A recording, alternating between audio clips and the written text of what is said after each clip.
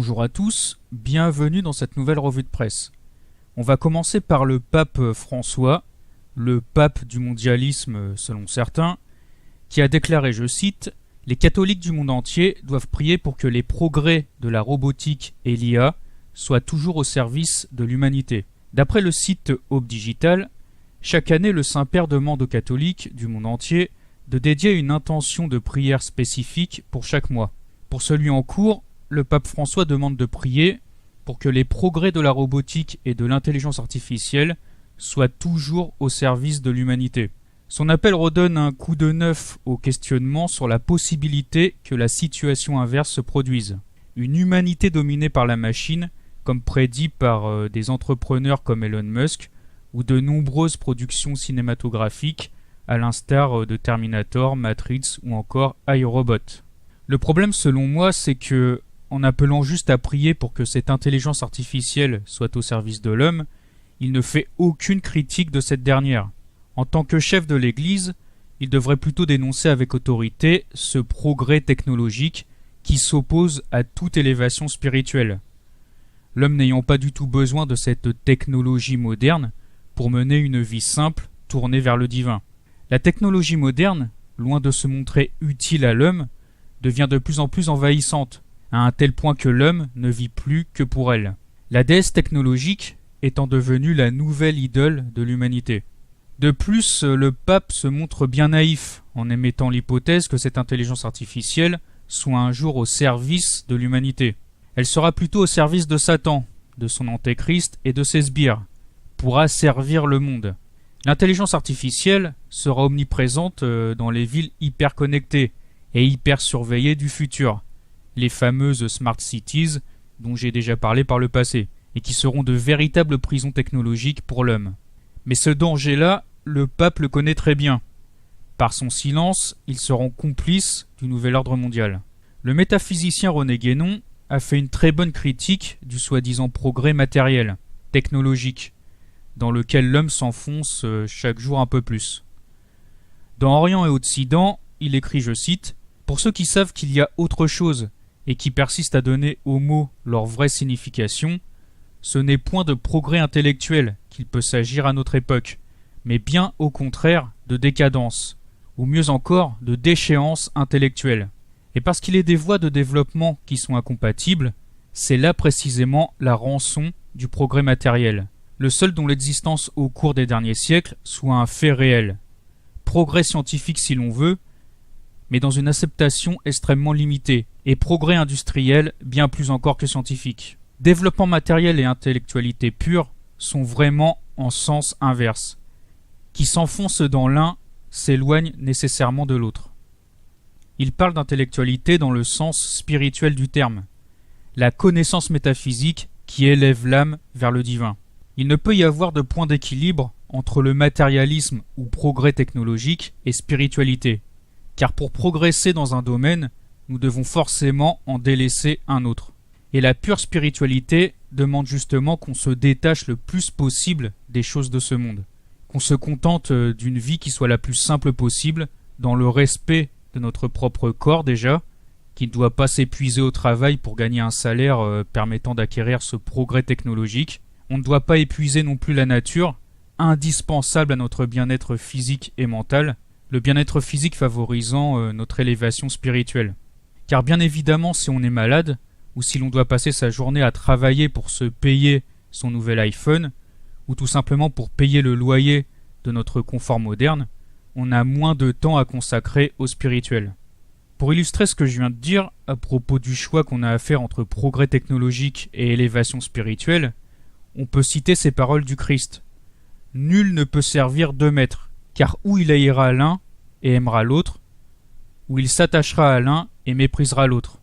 Vous ne pouvez servir Dieu et Mammon. » Mais ce qu'il y a de plus terrible dans ce monde de plus en plus matériel, c'est que les plus pauvres doivent travailler beaucoup plus que les autres, souvent dans des conditions terribles, pour assurer leur survie dans ce modernisme décadent. Tandis que les plus riches deviennent esclaves de leur opulence, les plus pauvres, eux, deviennent esclaves de leur misère. Du confort matériel et technologique, ils ne reçoivent que les miettes empoisonnées.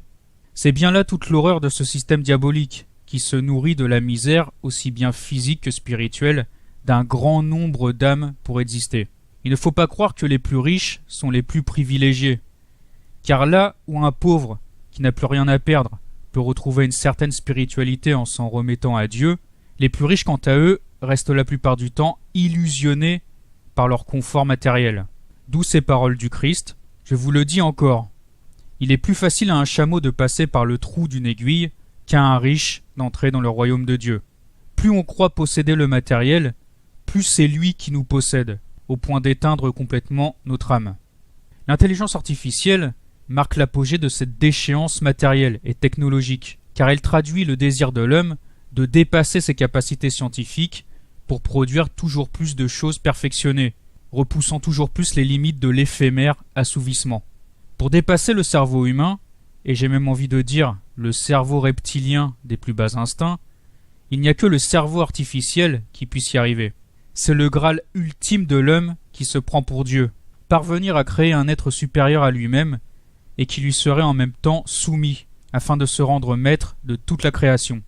L'homme finira même par fusionner avec cet être technologique pour devenir non plus un être charnel et spirituel, mais un être complètement matériel, un infra-humain robotisé et uniformisé. Et c'est bien là le piège de Satan, qui utilise le matériel pour nous couper de toute transcendance. C'est pour cela que le progrès technologique, même le plus minime, est dangereux, car il représente une tentation pour l'homme d'aller toujours plus loin dans son désir de puissance matérielle. Et c'est encore pire aujourd'hui, dans notre enfer moderne, complètement coupé de la spiritualité.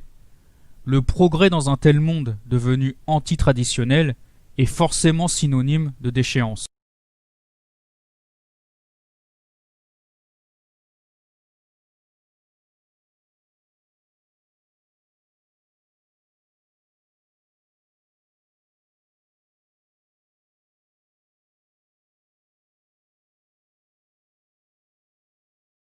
Le pape, soi-disant chef spirituel, est donc coupable de ne pas s'opposer avec force à cette intelligence artificielle, véritablement diabolique, surtout quand on connaît les plans des mages noirs mondialistes. Je poursuis avec cette autre citation de Guénon, prise dans son livre « La crise du monde moderne ». Cependant, plaçons-nous pour un instant au point de vue de ceux qui mettent leur idéal dans le bien-être matériel, et qui, à ce titre, se réjouissent de toutes les améliorations apportées à l'existence par le progrès moderne.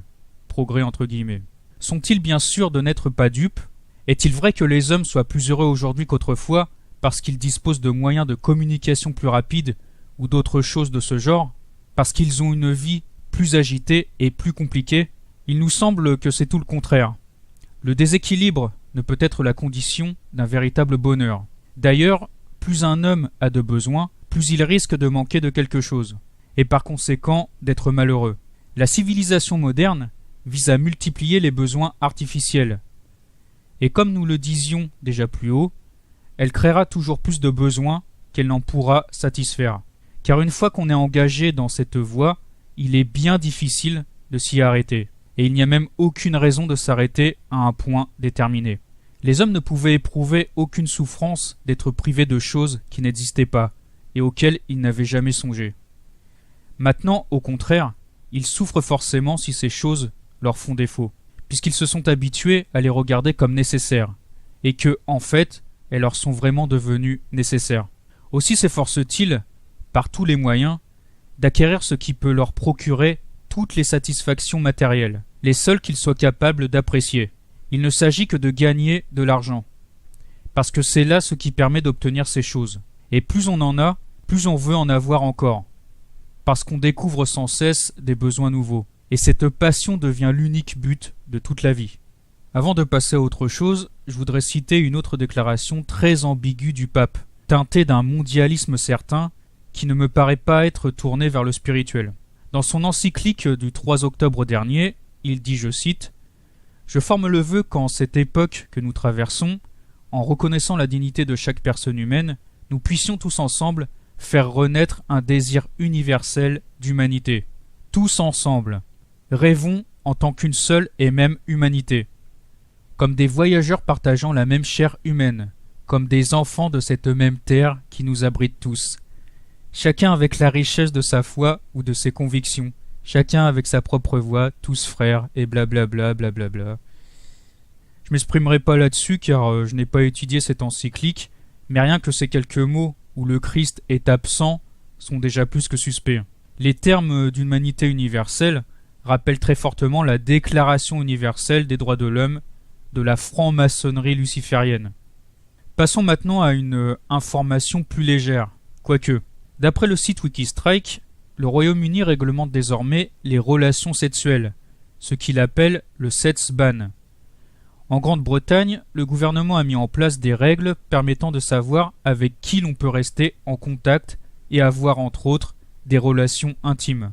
Cette réglementation a été surnommée sex ban, a été mise en place afin de lutter contre la propagation de l'épidémie de Covid-19. Un collègue youtubeur, je sais plus lequel, disait il y a peu qu'on interdirait bientôt de faire l'amour, pour rester poli. Eh bien, je crois qu'on y est. Tout ça peut bien entendu faire rire, mais les mondialistes qui mettent en place toutes ces mesures liberticides, eux, ne rigolent pas du tout. Ils ont un plan bien précis en tête. Quand on lit Le Meilleur des Mondes et 1984, deux romans dystopiques qui prédisent en quelque sorte l'avenir du monde, on apprend que les relations sexuelles sont strictement réglementées par les gouvernements totalitaires. Dans Le Meilleur des Mondes, elles ne sont plus qu'un simple loisir, les femmes n'étant plus autorisées à tomber enceintes. Les nouveau-nés sont fabriqués artificiellement en laboratoire. Dans 1984, c'est le parti, et donc Big Brother, qui approuve les unions faites uniquement dans le cadre du mariage, la fornication étant interdite. On a là deux visions opposées, mais ces deux romans soulignent bien la volonté des dictatures parfaites de contrôler les unions et les naissances. La vision du Meilleur des Mondes est la plus terrible, car elle anéantit toute idée de couple marié qui formerait une famille. Et c'est bien là l'objectif des mondialistes, de détruire la famille, d'abord par la fornication, qui s'oppose à l'amour entre un homme et une femme dans le but de fonder une famille, un amour qui est spirituel dans les sociétés traditionnelles, car il est béni par Dieu, qui offre sa protection à la famille. La famille est donc étroitement liée à la sauvegarde des traditions spirituelles. Et le père est celui qui transmet tout l'héritage culturel et spirituel des ancêtres, en tout cas dans les sociétés dites patriarcales. La patrie et la famille ne font qu'un. La fornication, l'avortement, le féminisme destructeur de la figure du père, les théories LGBT, toutes ces choses qui exaltent l'individualisme et les désirs les plus bas de l'être humain ne servent en définitive qu'à détruire la famille, et donc la patrie, qui est elle-même attachée à une tradition spirituelle. Dans Le Meilleur des Mondes, le sexe n'est donc plus qu'un loisir malsain, qui s'apprend dès le plus jeune âge, les enfants recevant des cours d'érotisme. Les enfants doivent apprendre à forniquer avec leurs camarades, afin d'être pervertis le plus tôt possible. Le véritable amour n'existe plus dans ce monde démoniaque. L'autre est vu comme un objet qui nous permet d'assouvir nos désirs passagers. Dès que cette passion momentanée, qui n'a rien à voir avec l'amour, est passée, on change tout simplement de partenaire. Ceci est vu comme un loisir, un divertissement parmi d'autres. Et c'est ce que l'on voit aujourd'hui dans notre réalité, où le sexe devient de plus en plus un loisir. On confond la passion charnelle avec le véritable amour qui demande des sacrifices dans le temps. Mais dans ce monde moderne matérialiste, nous n'avons plus envie de sacrifier quoi que ce soit, encore moins pour quelqu'un d'autre. Nous voulons avant tout consommer toujours plus pour assouvir nos désirs de plus en plus primaires. Ce que j'ai dit précédemment sur les cours d'érotisme à l'école, eh bien tout ça existe déjà dans nos écoles, avec les cours d'éducation sexuelle qui vont devenir, n'en doutant pas, de plus en plus pervers. Et si vous ne l'avez pas encore fait, je vous invite à prendre connaissance de l'horrible rapport standard pour l'éducation sexuelle en Europe, pondu par l'ONU il y a quelque temps. Je ne rentrerai pas dans les détails sordides que contient ce rapport, mais il rejoint parfaitement ce qu'a pu dire Huxley dans son roman Le Meilleur des Mondes, que je vous conseille fortement de lire ou de relire. Dans son récit, Huxley a également imaginé des êtres androgynes, qui ne seraient plus ni hommes ni femmes, ce qui rejoint cette idée de vouloir détruire le couple et donc la famille. Ces êtres stériles et androgynes n'existent que pour servir le système en échange de quelques loisirs bien réglementés par ce dernier. La fornication est l'un des nombreux divertissements interdits par les mesures liberticides dues au Covid. Là encore, cela crée un manque, comme le manque de ne plus pouvoir aller au stade de foot, boire de l'alcool dans un bar, etc., etc. On prive le peuple de son pain et de ses jeux pour le traumatiser, afin de lui faire accepter plus facilement un vaccin dans un premier temps, et toutes les lois de plus en plus liberticides qui viendront après ce vaccin. Et d'ailleurs, les médias parlent de plus en plus de rendre ce vaccin obligatoire. Aux États-Unis, à peine Biden a-t-il été élu, qu'on parle déjà d'un vaccin efficace à 90%, qui pourrait bientôt sortir. Une façon de rappeler que le méchant nationalisme de Donald Trump n'a fait qu'aggraver l'épidémie, et que fort heureusement, les gentils héros mondialistes vont sauver le monde grâce au vaccin. Toujours la même stratégie de l'ordo ab chaos, développée sous différentes formes. Le nationalisme et le pseudo-patriotisme moderne ne sont que des instruments de ce chaos contrôlé. Et ce n'est pas fini. Peut-être verra-t-on bientôt une guerre civile aux États-Unis, car le nationaliste Trump ne veut pas lâcher le pouvoir. Je voudrais maintenant vous parler d'une autre information que je trouve très intéressante et qui est elle aussi liée à la propagande sur le Covid. Je vais vous lire quelques extraits de cet article trouvé sur le site sot.net qui met en rapport le mot pandémie avec le dieu grec Pan. Je commence la lecture. Pandémie ou le retour du grand Pan. Au cours des 2 dernières décennies, les publications médicales n'utilisaient pas la notion de pandémie. Dans le cas du Covid-19, ce terme a été introduit par l'OMS en date du 11 mars 2020. L'organisation sanitaire avait alors déclaré que la Covid-19 pouvait être qualifiée de pandémie, ajoutant qu'il s'agit de la première pandémie causée par un coronavirus. Ce choix permet de lui donner un caractère de démesure, d'exceptionnalité.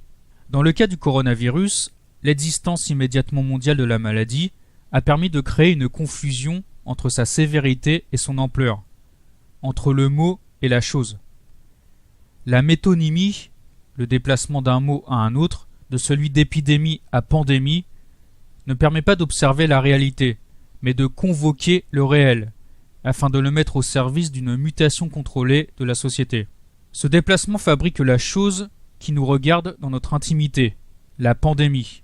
À travers ce cadrage, les objets se chargent d'une inquiétante étrangeté. Nous ne percevons plus les objets, mais ce sont eux qui nous regardent. Ici, il n'est plus question de penser, mais d'entendre l'inouï. Le mot pandémie, comme objet sonore, est mis en exergue par les médias. La résonance permet de produire, comme dans la mythologie du grand Pan, une révélation qui échappe au pensable. Ici, le mythe est perverti. Il perd sa dimension métaphorique et devient un simple porteur de sons, de bruit. L'utilisation de la notion de pandémie est un recours à un symbole de la mythologie. Il en utilise la puissance, non pas pour annoncer un danger et permettre d'y faire face, mais au contraire pour nous enfermer dans la panique et faire que la pandémie devienne une totalité qui ordonne en permanence des sacrifices et où toute forme de résistance devient impensable. Je ne vais pas vous lire tout l'article, mais seulement les passages les plus importants. Plus loin, il est dit que la notion de pandémie produit une désorganisation des populations basée sur la panique. Ce choix fait obstacle au questionnement. Il ne permet pas de penser la réalité. Au contraire, il a pour fonction d'annihiler la raison, par la résonance permanente d'un bruit, celui d'un cri de détresse annonçant la dissolution du lien humain. En neutralisant par l'effroi tout mécanisme de défense, la prédiction annonçant une mutation sociale radicale devient auto-réalisatrice. Elle constitue une parabole, une révélation de quelque chose jeté aux populations, annonciatrice de la fin de l'histoire, affirmant que rien ne sera plus comme avant. Ici, la participation des populations à leur assujettissement est essentielle. Généralement, les individus anticipent, dans leur comportement quotidien, le durcissement des mesures à venir, qui apparaissent alors comme une réponse à une demande des personnes elles-mêmes. Ensuite, il fait la description du dieu Pan. Chez les Grecs anciens, le terme de pandémie se rapporte à une peur telle qu'on la qualifie de panikos. Elle désigne les grandes frayeurs sans fondement, sans cause légitime, si ce n'est un écho venu d'on ne sait d'où. Il porte sur un bruit, un son terrible qui fait perdre la raison. Il met en déroute les armées et sème la terreur. Ce bruit résulte de l'action du dieu Pan, mi-animal, mi-homme, de la mythologie grecque. Avec Pan, une voix s'élève dans un paysage sonore, où, précédant toute parole, règne un bruit, le son strident d'une flûte. Elle est l'agent d'une peur panique, d'une peur sans raison. Son intervention produit une terreur, dont la cause échappe à la compréhension. Il s'agit d'une peur sans cause, amplifiée par un bruit continu occupant tout l'espace, qualifié comme étant un écho. Ainsi la peur ou le désordre, la panique frappe de folie collective une communauté humaine, jusqu'à la désorganiser complètement. Et c'est exactement ce que font les mondialistes avec cette pandémie créée artificiellement. Ils désorganisent la société pour mieux la réorganiser à leur convenance par la suite. La peur, l'état de panique sont les armes favorites de ces élites diaboliques. Et puisqu'on parle du diable, l'image du dieu Pan avec ses cornes, son corps poilu et ses pieds de bouc, a été utilisée par les catholiques pour représenter le diable. Pan étant en apparence un être abject qui se livre à ses plus basses pulsions. On comprend alors qu'il a pu être assimilé au diable par l'Église.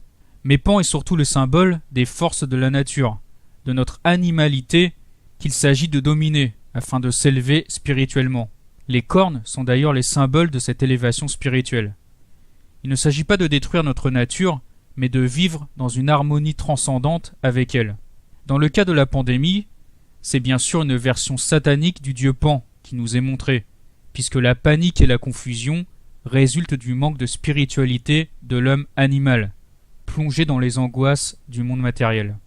Dans la tradition primordiale, les cornes des dieux, des hommes ou des animaux, les cornes participent de l'idée de sommet, d'élévation, de pouvoir ou de qualification. Symbolisant très souvent la couronne, dont elles reprennent d'une certaine façon l'image de rayonnement et de fonction hiérarchique, les cornes peuvent être regardées comme une figuration des rayons lumineux, qui sont toujours un attribut de la puissance sacerdotale ou royale, voire de l'élection divine. L'exemple sur ce point de Moïse est tout à fait significatif. Les différentes formes de cornes indiquent également la source proprement dite de la puissance dominante.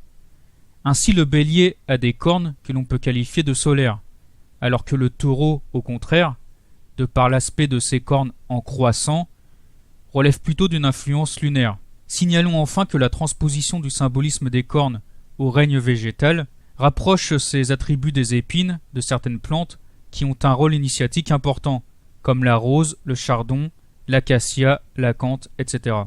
Le déchaînement des forces de la nature, symbolisé par le dieu Pan, est là pour rappeler à l'homme orgueilleux qu'il reste soumis à la volonté divine, seul maître de cette nature.